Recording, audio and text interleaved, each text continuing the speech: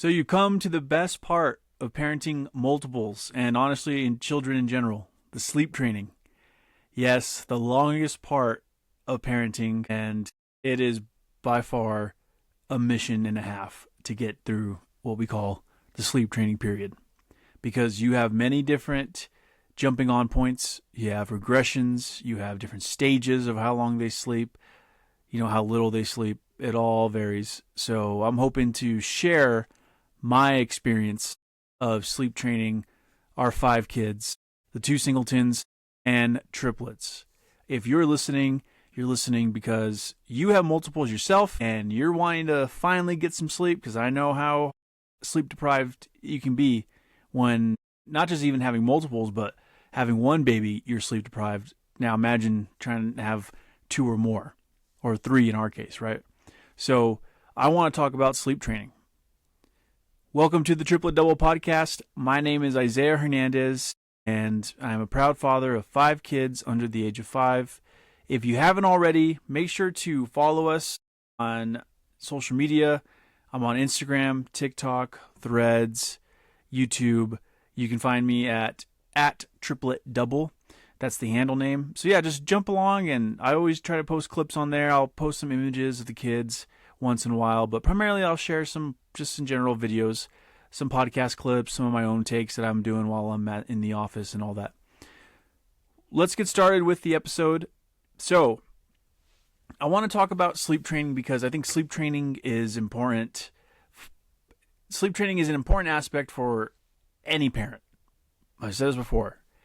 Whether you have one baby or more than one, twins, triplets, etc., you'll find that sleep training is going to be challenging because every child's going to be different. They're all going to be very similar. Everyone's going to have similar experiences. And some parents are super lucky and they get through the sleep training period super fast and it's not even really a thing. And some aren't so lucky. And some run into, those babies that just won't stay asleep or they won't sleep through the night, or they have to be held to be, to sleep comfortably. That's tough because I think as parents, we need to be able to have our own space. We need to be able to have that separation. And ultimately, it's better for the child, too, if you're able to help them sleep train, sleep on their own, and get on a good, comfortable schedule. So what I want to do is I want to talk about a couple of different things here. I want to go in through the experiences I had with 2 singletons, with Logan, my oldest, and then Layden, second oldest. I'll talk about their experience of sleep training. And then some of my things that, that Elizabeth and I did right and wrong. So there's a lot of learning there, especially with your first child. You definitely have a huge learning curve. And you kind of, you do some things that you kind of look back and you're like, oh, I wish I would have done that a little differently. And then by the time you have your second kid, you kind of realize that. And then, you're able to take those experiences and those lessons from your first child and apply and, learn from that and be able to apply what you learned into the second child, and it usually becomes easier. Typically, that's what they say. And in our experience, it was easier to sleep train Layden than it was Logan, I believe. And then you have an unexpected juggernaut, multiples. We had the triplets. That was a ride in its own, and I can't say enough how busy that was. You guys know, shared this multiple times on past episodes, but, I'll get into all of that. So I'll go in through the singletons, and then finally, probably what you want to hear the most is how did we sleep train our triplets? So that's what I'll get into. Okay, so when we had Logan, like I mentioned before, he was underweight. So we had to wake him up in the middle of the night, feed him more than you would a bigger sized baby. So we had to feed him every 2 to 3 hours. Now with Logan, I will say that probably looking back, we should have probably implemented more of a Ferber method sooner, because I did rock him to sleep probably until he was about 1, rocked him to sleep every night. And, it's nice because I think it's your first child. So of course you want that experience and that bonding of being able to hold your child and rock them until they're asleep and comfortable in your arms. That's awesome. I do. I look back and I'm like, yeah, I did love that experience. And there has to be a certain point, though, where you're like, okay, I can't hold this baby or this child forever while they go to sleep. You just can't. And Logan definitely did not have a hard time like winging off being held. It did help him go to sleep by rocking him, but we knew at 1 year old, we were already expecting Layden around the corner. She was coming up. And so we knew, okay, well, we have to figure something out because we can't rock him anymore like how we used to. And it, not just because we have another child coming, but also it's just time, And we never had Logan stay in our room. I know a lot of parents do this. There's nothing against it. A lot of parents will, put a bassinet in their bedroom and have the newborn with them at all times. We never did that. We had always wanted to make sure that, in our eyes, doesn't mean it's the right way, and I'm not criticizing anyone who does it differently. In our eyes, we wanted that separation. Like, we knew we needed that separation because we knew we needed it for our marriage, and we thought it would be better for our kids, if they had their own room from day one and they slept in their own room from day one.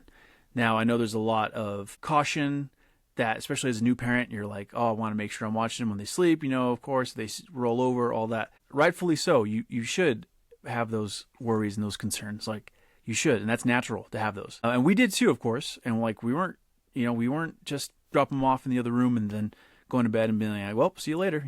That was not what we did. What we did was we've invested in a few different like appliances. One of them being the owlet camera. The owlet camera was a great baby monitor because we were able to get the sock that you're able to put around their foot, like their ankle, and it would basically monitor their heartbeat, and it would all sync with the owlet app. So we had the camera over his crib, and then he had a sock from like the first 6 to 8 months, I believe he was wearing the sock. After that, we were like, okay, I think he's okay. He doesn't need it anymore. So we had those monitoring tools for Logan, and that helped us because we had our phones on, and the app, it was able to play it in the background. So if he cried, we heard it, and if any other noise came, we were able to hear that through the app. So that was very helpful. But like, again, we knew that, okay, it's time to not rock them to sleep anymore, like to not rock Logan to sleep anymore. And that's we probably didn't start doing that until, if I were to think correctly, we probably didn't stop like holding him to sleep. Layden had been a couple months old by then. They're 16 months apart. So we would basically hold him for a while. Like, we held him for a while, not like rock him like a baby like that, but we'd sit down in the chair, hold him, and then I would stay in there. Like, when we lay him down, he was definitely never one of those, unless like he didn't really nap that day. He was always a kid who was like, hey, if I close my eyes for like 2 minutes, I'm recharged and I can go another 6-8 hours. So, he had some challenges going to sleep, like very fast. It would take him a bit, like 30 minutes or longer. So I would hang out in there and I would, stay with him until he fell asleep. And when Layden got older, of course, as a baby, we always held her and we rocked her and we put her to sleep. And then when she got older and we found out we were expecting the triplets, well, we had to figure out, okay, at this time in California, we only had a 3-bedroom, 2-bathroom house, 12 to 1,300 square feet, small. And there's 4 of us right there now, and then we have the triplets coming, so soon to be 7. So things are going to get super crowded. So, but looking back when we had it, the current way was we had our bedroom, Logan had his own bedroom, Layden had her own bedroom. And then what we did was, well, okay, triplets are coming, there's going to be 7 of us. We need to figure this out because we're not keeping, our primary bedroom was not big enough to have 3 bassinets in there and to have the girls in our room. There was just no way. Our primary bedroom was like a regular sized bedroom with just an added bathroom. Not that big. So we knew we had to figure out, okay, how are we going to get the triplets situated into this house? Because that's what our circumstances were at the time. So I think Layden was probably, she was over a year old, of course. So if she was already over a year old, it was like October of 2023. She was about, what is that? She was probably about like 14, 15 months. October 2023, we had converted the bedrooms and we moved Layden to share a bedroom with Logan. So and then the triplets were going to have their own bedroom. So we spent from October to March, basically, we spent that time getting the triplets' bedroom ready. But Layden moved over to Logan's bedroom, and that was fun and challenging, because you got a 2-year-old and you got a 1-year-old in there who obviously, they have energy. They are in the same room together, so they're having fun. And that had its own challenges, but we were able to, kind of figure it out. So here's some things that we did. So when it came to sleep training, we did not really sleep train them looking back, how I probably should have, like Elizabeth and I probably should have. What we did is every time we got them ready for bed, I stopped holding them because, that's just not possible. So we slowly stopped holding them, and what we did is we would lay them in their beds by themselves. We lay them in their beds, and I would sit down in the room still because, at this point, leaving caused them to cry and, be upset that they were in there by themselves. So what we did was, I had always played music. Like, music is like the number one thing I've done for my kids, like since the day they were born, all of them. I have always played some type of music, whether it's lullabies or it's actual songs. Like, I go through a whole library that I've created different playlists for, and I will play music for them. So when they were sharing their bedrooms, I did that. Like, I would just sit down, I would play music. And I usually would loop it because I didn't want to go through a whole library. And, the kids, again, when the kids start getting their personality and all that, and you start playing different music that they like or they don't like, they let you know. And when they don't like something, that can get frustrating because they'll keep telling you they don't like it, change it. So I was figuring out, like, okay, I'm just going to loop, for example, like Somewhere Over the Rainbow or White Sandy Beach. I would loop those songs and I would just let those play, or like Jack Johnson, Upside Down. Like, there was a few go-to songs, and still to this day, I have a few of those go-to songs. So we would do that. We would sit in there and, looking back, I don't know how we did it, but we did it. I would stay in there until they fell asleep, basically. And Elizabeth would too, when her and I would switch. We would stay until they were all asleep. So that, as you can imagine, took probably anywhere to as little as 30 minutes to over an hour and 15. And that's just too long. And at that point, you're just like, well, why not let them sleep with you in your bed, right? But of course, it's good for them to still have their own space and their own room and all that. And so that's what we had done, we had basically stayed in there with them until they had fallen asleep at that stage. And so all of 2024, we primarily did that. Like, that's pretty much was how we got them to go to sleep. And that was always long because I would always fall asleep in there because, it's pitch black in their bedrooms at night and you have the hatch playing. And, if I have a calm song playing, I would often fall asleep in there, and that would suck. And that would suck because by 2024, second half, the triplets were home. So we didn't have the luxury to fall asleep in the bedroom with the two older kids. No, we needed all hands on deck outside of that bedroom because we had bottles and we had other things we had to get ready for the triplets too. So that was something that I wish we would have done differently. I wish we would have pulled that trigger sooner, because it was I don't necessarily look back with a ton of regret, but I do think it would have been nice at that stage to be able to have Logan and Layden be able to put themselves to sleep like how they do now. So that was something that, Elizabeth and I would probably definitely regret. Now, in 2025, we moved, and when we moved, we were like, okay, we got to figure out, because the girls are getting older. Big kids are getting older, obviously. So we got to figure out a better method. And so beginning of this year, we started a new method of, we're no longer staying in the bedrooms for Logan or Layden, because they still had to share a room while we stayed at our in-laws' house in Colorado. So as we're staying at our in-laws' house, we're pretty much in a similar situation what we had in California. 3 beds, 2 baths. That's basically what we were working with. And so we had the big kids share, and they're sharing their bedroom, and we decided we can't stay in there anymore. So Elizabeth and I talked, we figured it out, and what we did was the kids are older now. so they're able to understand better than what they were able to last year. But now all we do is, if we started with naps and then we did it for bedtime, was we just go in there, they lay down, and then we give them like a little high five routine. I play one song. Elizabeth doesn't always play one song, but I play one song because the kids are always asking for like a song. So I'll play one song, and then we do this high five routine that Elizabeth started. We do big kiss, big hug, and then we do high five, we do knucks, and then we do to infinity and beyond. So it's this whole little ritual bedtime routine that we created. And the kids, if you don't do this bedtime routine, the kids lose it. Like Layden is in tears. Like she's like, I need that bedtime routine. And, of course she can calm down, but it means a lot to them. And Elizabeth started something really awesome because we do it every night when we go to bed, whether it's naps or it's actual bedtime. So we do that whole bedtime routine. So in and out of that bedroom now in like 5 to 10 minutes. That's definitely not 10 minutes. That's wrong. Like 5 minutes or less. Like we're done. We'll play one song and then I'm out.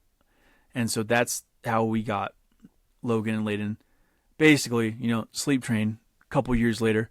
So that was something that we definitely would want to change, and I would recommend changing, but do you? Everyone's entitled to how they want to parent, how they want to sleep train, and how they want to, handle their kids. That was just my advice. When we had as many kids as we did, probably staying in there every night until they fell asleep was not ideal because you lose a whole hour. And it's not just an hour of bonding. It's just an hour of laying down and sitting in a bedroom in like pitch black, waiting for them to sleep. So that can, definitely don't recommend doing that. So there's a couple different methods. And I think this is pretty tough because with one baby, they're like, especially when they have their own room, it does look a little different. Like you do feel a little more guilt, like doing the whole like Ferber method of letting them cry it out because they're in there by themselves. And I do think at that point, like when I look back at that time, I think, we might have had a harder time committing to that. And I don't remember if it was just because of that or like the babies were by themselves, like Logan or Layden were by themselves crying or what it was. But, we didn't commit to that because I think for the most part, Layden went to sleep pretty quick. Like if you held her, she would go to sleep pretty easy, like in like less than 20 minutes. And to me, that's short. I know some of you may be like, oh, well, 20 minutes, that's a long time. And that is a long time. But I think like in 20 minutes, we were able to rock her to sleep pretty easy. Logan had the harder time because Logan just liked to stay awake. Like that's just, that's just how he is. Like to this day, that's how he is still. And he has a lot of energy. So he was a lot harder to do that for. But with Layden, she was able to do that. So I think that's probably really why it didn't really become an issue until we got them to stay in the same room. And then we were like, okay, well, we have to make sure they go to sleep because if we leave, we see them on the outlet, they're still awake playing or whatever it is, like that got harder. And it probably didn't do us any favors that we had, like the way we had the bedroom set up was we had a rocking chair on one wall, and then the back wall, we put both of their toddler beds like side by side. And that was another thing is that we to get them to share a bedroom, we switched it up and we moved Layden from a crib to a toddler bed pretty quickly, like sooner than what we did with Logan, because Logan was in a crib for at least a year and a half. Layden was in a crib for less than a year and a half. So we put them into toddler beds, and that didn't really, that helped, but it didn't help because the reason why it helped was I was able to sit in the middle of those and still hold their hands while we went to sleep. Where it didn't help is that they were able to reach each other and pull each other's hair, tickle each other, whatever it is, right, that kids do. Like that was the hard part because it's like, okay, they're playing with each other and they're keeping each other up. So that was definitely something where we were like, okay, that's where we noticed it started to get a little harder. And doing the whole staying in there was just not ideal anymore. So when we moved, we made that change, and surprisingly, it took like 2 nights to get it down. Logan is usually fine. Like even when we were in California, he was usually fine if you left the room. And like say it's been an hour, I was sitting in there, I'm like, okay, we can't stay in here that long, dude. Like, I gotta go. Like, unfortunately, we have stuff we have to take care of and get ready for the next day. So he was always usually fine with that. He would, once in a while cry or, throw a tantrum, but nothing like where it was like an every night thing. It was like once in a while. Now, Layden had always been, she was always like more emotional about that. It's like she'd cry more, and she obviously did not want us to leave. But when we moved and we started this, she was about, 2.5. And so she was pretty mature at this point, when it came to that. And it only took about 2 nights for her to get used to it. But the downside now is, we're in August now, with this whole sleep training thing, is still working on it because we're barely moving into our new house. We're still at our in-laws. And so the way it is at our in-laws' house is Elizabeth and I stay in one bedroom, and then our suite mate literally is Logan and Layden. Like, they are connected. Like, they are one bedroom over. Like, we are one wall away from each other. So Logan sleeps through the night, no problem. Layden, though, she is very much like, she will come into our room. She sneaks into our room every night. I think I can probably count on my hand the number of times she has not, like that she has slept through the night on her own completely. She comes into our room still every night between like midnight and 3 a.m. Between those hours, she will always come in when we're knocked out, and she'll always climb in bed. And she is a hard sleeper because she sprawls and she kicks and she slaps, and she's just, she hits you everywhere that you don't want to be hit when you're sleeping. So that's something that we're still working on. So to this day, she still does that. August 2025, she's still doing that. And I don't know. I'm hoping when we move, we can nip that, because there's going to be a lot bigger separation. We're not going to be suite mates anymore, right? Door to door. We have a floor separation now. Not like a giant, like, third story, but we have like at least like 7 steps upstairs that separate us from where her bedroom's at now, and a big hallway. So I'm hoping she will eventually be like, that's too long of a walk. But you never know. So I'm hoping, I'll keep you guys updated about that.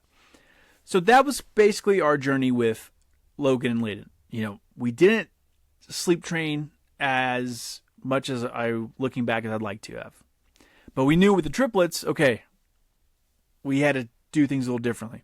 And that was hard to do because when the triplets came home, we still had 2 toddlers that needed our attention. So it's not like we were able to strictly focus on the triplets and get them, situated or sleep trained automatically. No, there was a bit of a learning curve there. And so when we had the triplets, we rocked them to sleep for all their naps. And we did this in a way where one person could do this, like could do it by themselves. Because the way it worked was, during every nap, we would put forgot the name of they're like rockers, basically. They're like rockers that are like a little elevated off the ground that you can rock with like your foot. And they have like a little bit of like a vibration to it. So like it kind of like, massages them to sleep or vibrates them, give them that motion. And so we would put typically Amelia and Nora in those. Like we'd get them ready for bed for all their naps and bedtime. And then, we would put them in their sleeper sacks, and then we would lay them into the rockers. And so as we laid them in there, usually Samara would want to be held, or it would really depend on who was having the hardest time, because we would give them each toys, and then we would just we'd sit in our rocking chair in the girls' room, and then we would hold one baby, and then with our feet, we would rock the other 2 to sleep. And I would play music, and I know Elizabeth would play music and lullabies. And so that's what we were doing with the triplets. And so one person was able to put them to sleep. Of course, it took probably about like 30 minutes on average, usually shorter. The girls, honestly, the triplets were really good, like, when it came to all that. Like, if they were individual babies, I'd probably have been like, man, these are easy babies. But I think because there's 3 of them, of course, it's naturally going to be a lot more challenging. But they caught on really quickly to a lot of different things. Like, they were pretty sharp when it came to that stuff, like, sleeping, eating, all that. So we would hold them and rock the other 2, and then would sit them down. Like I remember it was always like a very quiet game. That's how we had to do it, because like I'd get up slowly from the chair, walk over whoever I was holding, slowly put them in the crib, and then I would go to the other two, pick them up, same thing. And then I have to like tiptoe out to make sure I didn't make any crazy sudden moves, because if you did, you already know that sometimes any little noise can like get them. They'll start, doing their little coos or start slowly like crying a little bit, and then they'll sneak out and close the door and just hope that they slept for longer than 30 minutes. And that was a hard time, because there was times where they did not sleep that long.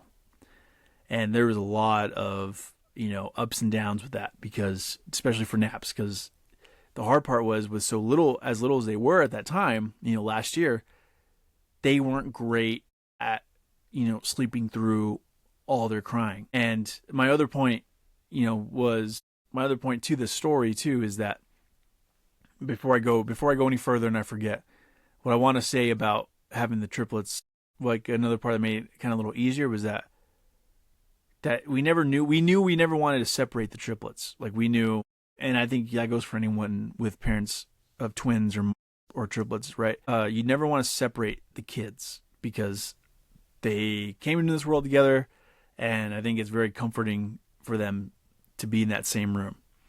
I know we may not 100% see it, but I think from our experience, I thought they really benefited from sharing that bedroom, having all their cribs in the same area.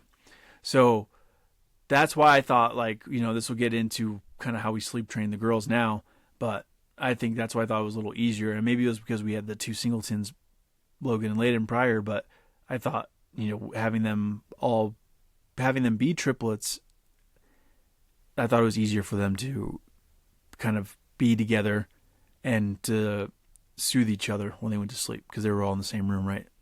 So that was how we had done it at the old house. We had basically had to rock them to sleep. So from March all the way until we moved, we rocked them to sleep at some level, right? Whether we held them or we had them in the rockers and they fell asleep. And we'd give them a bottle too, of course. They usually always had a bottle when they went to sleep, and that helped comfort them. Then when we moved, we still had to do this for at least a couple months. But we knew that this was just not sustainable anymore, unfortunately. Like, I wish I think as a parent, you wish you could always hold your kids and, comfort them and just be there and protect them from everything. But at some point you gotta let go a little bit, and you gotta help them. You gotta push them a little bit to be independent. And that's what we had to do. So we had to figure that out. And when we moved, we just had always ran into issues, like, because there's 5 kids, 3 of them being babies. Like, if you were by yourself, you were essentially screwed. Like, there was no way for you to get these kids, all 5 of these kids, it's jumping through hoops to get the girls to nap if you're by yourself. Because what you have to do is you have to get them all changed, you have to get them in their sleeper sacks. Meanwhile, you got 2 toddlers in the living room, running wild, doing whatever they want, right? Like, they're having fun playing, but also they're unsupervised because you're by yourself. So what goes into that is that, but if you're by yourself, trying to get these babies to nap is a mission in its own, because if you have help, at least you have someone to have eyes on the toddlers, and you still have that challenge of getting these girls to go to sleep. But when you're by yourself, like, you can't keep the girls' bedroom door open and watch both the toddlers and put the babies to sleep. Like, you can't, because if you keep the door open, the girls won't sleep. The babies weren't able to sleep. Like, that was always a hard part for us, because we were like, dude, like, naps, like, today sucked because we cannot be, like, I couldn't get the girls, like, it just really jacked everything up. I got the girls asleep, but then, the kids spilt something over there, or the kids, whatever happens, like, right? Like, they do stuff. They're jumping around. They're just unsupervised. And I know you should not stress too much, but it is stressful because you got the other babies to worry about, and then you got Logan and Layden to worry about in the other room. So we just knew, like, hey, this has to get to a point to where one of us can be home and do everything we need to do without, like, having to hold all these kids and rock them or put them to sleep. So that's where when we moved, we were like, we gotta do this. Like, we gotta get our plan. And so Elizabeth had put together a modified version, basically, of like the Ferber method. So it was inspiration from the Ferber method, where you let them cry it out, but it was a little modified. Like, I don't know all the exact details of the Ferber method, but if you look it up, it's basically, you want to, there's different stages of how you roll it out, and you want, you need the baby to cry it out. Well, that's basically what we did with the girls now, because after their first birthday, in March, after the first birthday, we started sleep training them, and there was some trial and error to it. Like, there's some growing pains about that, because you need to figure out, okay, where do we step in and where do we not, right? So I think when we first started it, right after the first birthday, so I would say end of March, April is when we started it. Like I mentioned before, the girls are older. They were older at this point, not newborns anymore. Of course, they're babies, and they're they're delayed because they were born prematurely. But they come in, and we were like, okay, do it for naps, do it for bedtime. We're just going to get them ready, and this is also what also went into this too, is that we had to start decreasing bottles because they're eating more solids. So we did that, and as you take away the bottles, one of the key bottles we took away was the bedtime bottle, like the nighttime. Like after they were one, we were like, okay, no more bottle to go to bed, because they don't need that anymore, and we need to start sleep training them. So we get them ready in their sleeper sacks, and you change them. They're in the sleeper sacks. We all give them a kiss goodnight.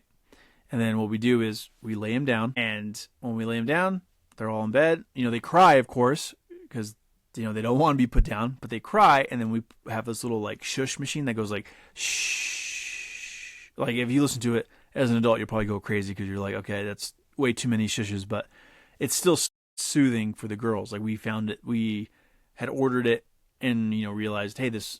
like they do like this. And so that on top of the hatch, which is our white noise machine, we would play the shusher for 30 minutes. And so it took about 2 weeks because, and I mentioned earlier about the trial and error thing, because as you try this, like as you lay them down, they start to, they cry, but then they start to also realize, like, they're so familiar with each other now. They know they're all in the same room. Like, they're not playing with each other, but you do hear them talk, which is pretty cool. Like, they, like Mills will just randomly just start talking. And it takes her probably like longer than 10 minutes on average to go to sleep. But what we're able to do is we're able to just lay them down, play the shush machine. It has the hatch white noise on. And then we leave the room. And then they start, like, they cry. And eventually, probably usually after 10 minutes, they started to figure out, like, hey, like, we can put ourselves to sleep. Like, it started to naturally figure itself out. Like, that, I don't know how else to explain it. Like, that's just how we had started doing it.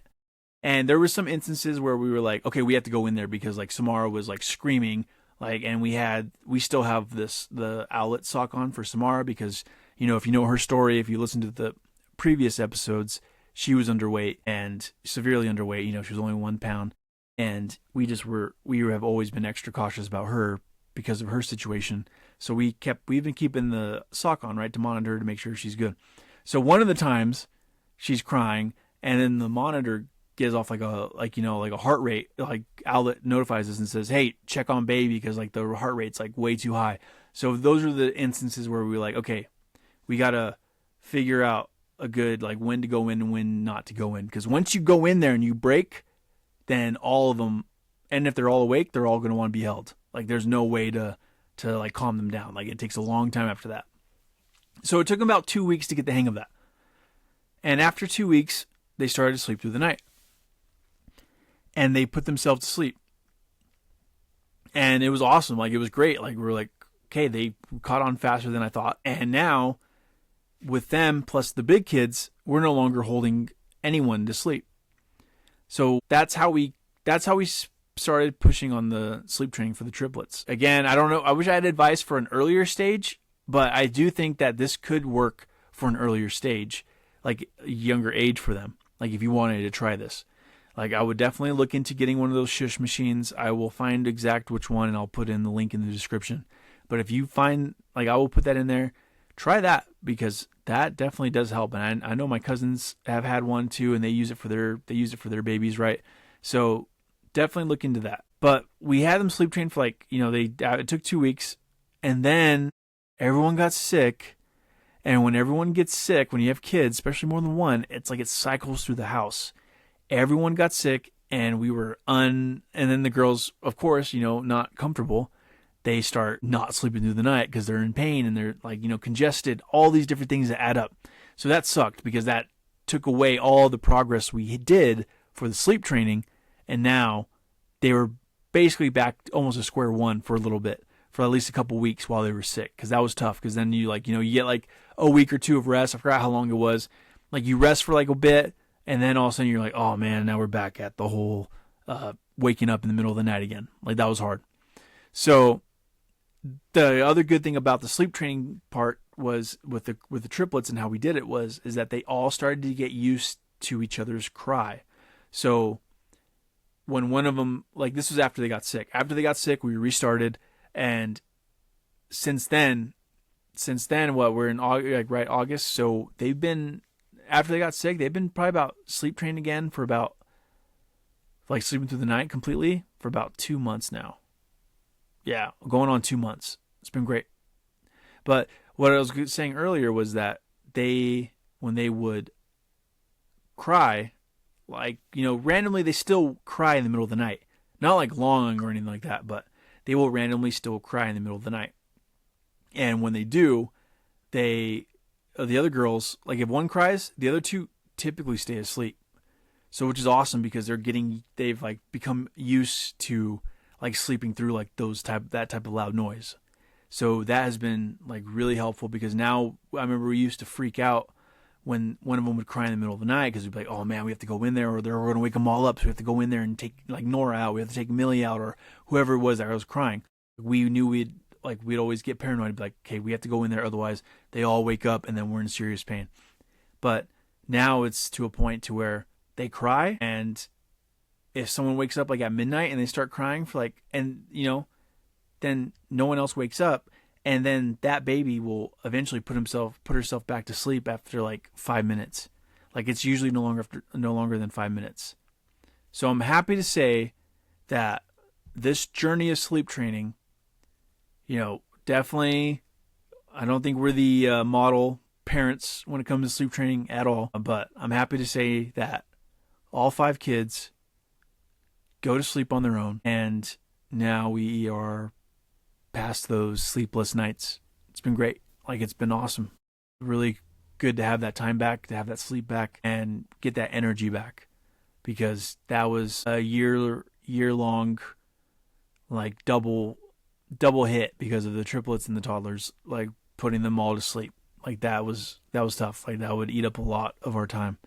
Now we're slowly getting our time back, and we're able to focus on other things like that are happening in our house. And whether that's just like Elizabeth and I in our time, or we're focusing on things like as the kids are now getting older and getting their own personalities, able to put more energy back towards that, because that was hard. And, we have help, of course. We have help at the house. But it's, when you have those sleepless nights, those still tough. Like those are hard. So I wish I was the model sleep training parent, but we're not.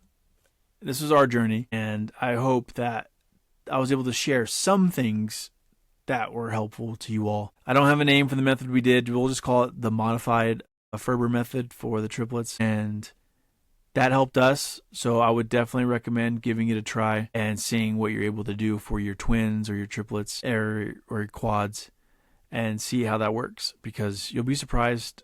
And it's going to take some, using your best judgment as a parent, when to break or not. But for the most part, you'll see that kids are capable of so many things, and just put that trust in them, because they'll figure it out.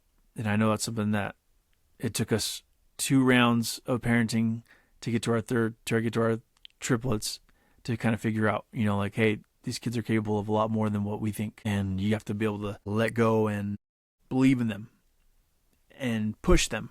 That's what we're here for. We're to help them in this world and in this life. And, that's our duty to them as parents. Take care of them, of course, but also make sure they're able to be independent, because that's important. So if you have questions about anything when it comes to parenting, triplets, twins, multiples, singletons, let me know. You guys can reach out to me at isaiah@tripletdouble.com. Make sure to follow me on social media, or on Instagram, Facebook, or not Facebook, Instagram, YouTube, Threads, TikTok. Handles are @tripletdouble. And if you haven't already, please subscribe. I'd appreciate any feedback, and I look forward to connecting with you guys on next week's episode. Thanks, everyone.